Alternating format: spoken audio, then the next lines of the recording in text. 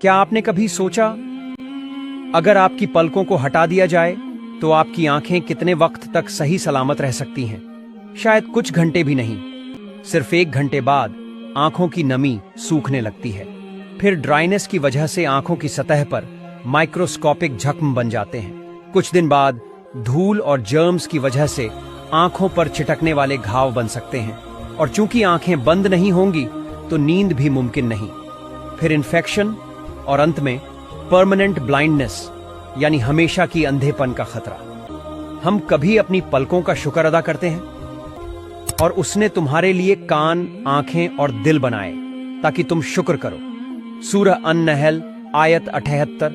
पलके जो हर पल हमारी आंखों की हिफाजत करती हैं, जो नमी बचाकर रखती हैं, जो धूल को साफ करती हैं। क्या आपने कभी उन्हें नजरे रहमत से देखा? अगर ये ना हो तो बस कुछ दिन में रोशनी छिन जाती है। ऐ अल्लाह, हमें उन नेमतों का शुक्र अदा करने वाला बना जो हर ब्लिंकिंग पल में तू हमें अता कर रहा है। कुरान पढ़ो नहीं, महसूस करो।